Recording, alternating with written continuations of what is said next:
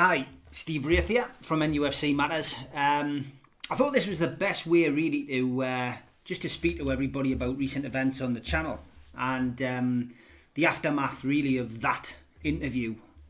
It's something I felt I had to do. I'm pleased I did it because of the threat that I had hanging over me from a particular story that was going to be written by a journalist. And I tackled it the way that I thought was best to tackle it, which was to interview that particular person. It's dragged the fan base into it. It's dragged friends into it. And I knew there would be some collateral damage. It's dragged people from the show into it who I knew would have to make a decision. And for that, I'm not sorry at all, because over the last 12 months, certainly since the Saudi takeover was first talked about, I have been the victim of trolling, and serious trolling, which every single person has seen over the course of the last 12 months. I don't want to make this a political announcement because my politics have been out there for many, many years. I just feel as if I've been targeted by certain people because of me pro-Saudi takeover views. And now because I've had to clear my name and do an interview with a very controversial figure who also has very controversial politics to some people, then I've been put in a position. And I'm glad that I've done it. I thought the interview went well. If you haven't watched it, I urge you to watch it. Really, you might not change your mind, but at least you will see that the interview was done for the right reasons and done in a controlled way. And I gave him a chance to speak. But I also gave those people who wanted to ask questions the chance to ask questions. And what more can you do? I've seen him interviewed by Piers Morgan. I've listened to him be interviewed by Victoria Derbyshire. And ultimately, they just didn't let him speak. So for me, giving him a platform, I can understand has upset a lot of people, but freedom of speech is the way that I portrayed it. He was given the chance to answer the questions and he answered them. Whether you agree with them or not, there's nothing I can do about that. I find it quite hypocritical on some people's behalves that the same people haven't criticised me for interviewing criminals, people who've taken people's lives, people who've been in prison for many, many decades. People who've stolen and committed robberies, and I just find it bizarre and very hypocritical. As for people who've left the show, I wish them well. I don't wish them any harm. I've unfollowed the girls, and the reason that I've unfollowed the girls is because there is a lot of traffic at the moment on Twitter, which is being directed at me and involving them, and I don't want to get into a spat with them. I want to thank again, as I have already on shows, Kendall, Sav, Samantha and Katie for what they've done on the show. They've been fantastic. They've been enjoyable to work with. I've enjoyed Monday nights, something completely different. And I wish them all the best in their new ventures.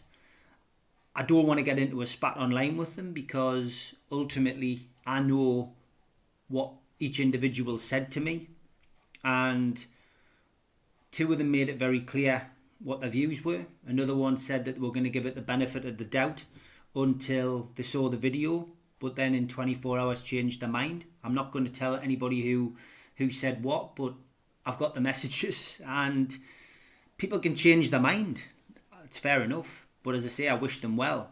I find it very hard that somebody would say that they're suffering and then suddenly appear on another podcast. I just want a bit of honesty. I'm an honest guy, and I just find it really, really difficult to accept somebody says they're going to do one thing and then do another. But am I disappointed in that? Yeah, of course I am. But as I say, I don't wish them any malice. I don't want anybody to have a pop at them. That's not what it's about. I just want them to crack on. Good luck to them. They were great on the show. I'm sure they'll do very, very well on the other shows. Best of luck to them. I've got a cracking lineup on Ladies' Night on a Monday night now, and that's it. A lot of people read me tweet the other day and said, are you packing in? Are you walking away? I will have to at some point, because I set these shows up for two reasons. A, to keep my sanity, and B, to entertain people out there. This wasn't premeditated. We didn't sit there with a whiteboard and plan how we're going to start this up. And I'm not going to, well, I will bore you. You know, this started on Instagram. Me and Neil Mitchell, the Geordie dentist, as you know him, started doing interviews on Instagram. People loved them. We're getting 800 people tuning in on Instagram. And it was just me and Neil talking about Newcastle United for an hour. Then I thought, well, I'll invite a few of the players on, a few of the ex-players. Again, that's what I did. And people just loved the fact there was interaction and we're talking Newcastle. So the YouTube channel you see and you watch the shows on, essentially, that was full of crime videos. It used to be full of crime videos. It was full of all of me craze stuff, all of me train robber stuff, some documentaries that I had, which I just wanted to keep for a rainy day to watch, or if I was travelling away. So it was always a crime related channel, and it was up and running for many years. It had subscribers, but ultimately in lockdown the decision was made to then transfer the Instagram show onto here. And yes, you monetize your channel. That's what you do. You do it because you want to, you want to try and make some money. And from our perspective, as somebody who's lost work throughout COVID, it was important to try and do that. It doesn't make you a great deal of money. You've got to work hard, and you do 7 days a week, like I do. Then that's the workload you've got to put in to try and drive some views to your channel. I'm pleased to say that, and reading the comments that are coming in, people are really, really happy with the way that the channel has gone. They're happy with the content. But are we going to continue with it after lockdown? Well, I can't guarantee what we're going to do. I don't plan that far ahead. But ultimately, this was just a generic channel. We started up by doing me, Neil and Steve on a Friday night. And then it went to doing Liam, I think it was, on a Tuesday, and bringing Super Matt and Gibbo back, which was a format I'd done many times before, but we didn't really get the viewers. And then we went from that to Ladies' Night. Now, why did we go to Ladies' Night? I'll tell you why we went to Ladies' Night. Because I saw some of the girls on social media being harassed and being bullied by some fairly well-known accounts that do that on a regular basis. I saw people being called Arsenal fans. I saw somebody being called a man, that had a sex change. And I decided to contact those people and say, look, why don't you come and do a show? I'm thinking about launching a ladies' night. Do you fancy doing it? So that's what I did, and it's been a success. Did I say that I invented, women coming on the show? Yeah, I did, because it was an all ladies show. Have people followed in our footsteps from doing that? Yeah. They weren't the first girls on a podcast. It was the first all female chat though. Yes, it was. Show me the evidence to say that there wasn't any others. So again, it wasn't generic though. We didn't sit planning this and saying how we're going to take over the podcast world. It just happened. Planned it from my kitchen. As I'm talking to you now, my wife's making a cup of tea in the kitchen. It's not a studio. We haven't gone all high profile. It's literally just something to do to keep you entertained, and for me personally to keep my sanity during lockdown. Hopefully once we get out of this situation, I'll be able to get back to doing what I do and go back out to earning money the way that I do. As for social media, absolutely horrible place. Twitter is the worst. Facebook, never get any hassle on there. I think people are scared to cause problems on there. It's run very, very strictly as well, and you can get banned for anything on there. As for Instagram, it's fairly strict as well. Don't seem to get a great deal of hassle on there. But Twitter is an absolute cesspit and a nightmare. But it's a necessity for me to promote as a promoter. And at the moment, I don't promote events. I can't promote events because there isn't any. But I promote books, obviously because I write books about criminals and gangsters. and those books need to be promoted on there. I do documentaries about gangsters. They need to be promoted on there. I lose followers daily sometimes, but then I gain a lot. Probably lose 5 and gain 10 each day. That's the way it works on there, because you actually push I've got to push the books, and not everybody's happy with it.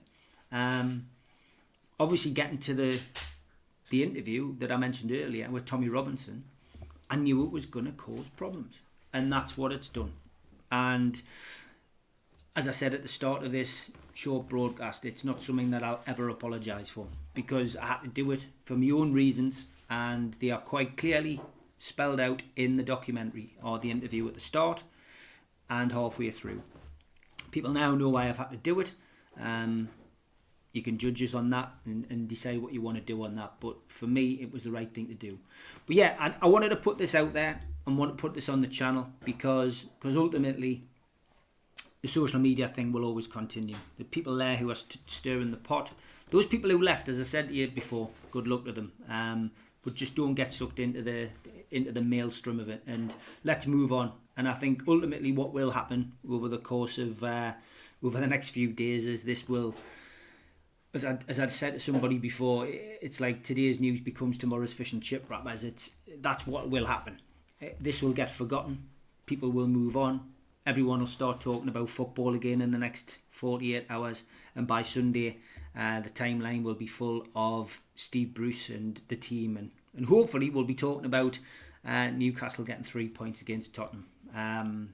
That's what it'll all be about this weekend. But I just felt it was important to come on and do that and keep it off the shows. Why sully the shows and talk on a show about this? I didn't need to. But I hope that clears things up with the girls in particular, because as I say, we don't want that to turn into the potential storm that it could do. So good luck to them, and all the best. And if you've ended up on the end of the block on Twitter, then it's because I'm not going to be taking any more of that negativity on that timeline anymore. I've done what I've had to do with those notable accounts. They're blocked. They won't see the light of day again. I just ask you not to send us screenshots. I'm not interested. If I'm constantly on their profile and on their timeline, then let them crack on with it. It's I'm living in their heads rent free, and good luck to them. And whatever they say will never change the way I am. I'll always be this way. So have a good night, have a good Easter, and I will see you all tomorrow night, 5:30, with Neil Mitchell, Steve Hasty and Keith Patterson from NCSL. Take care. Good night.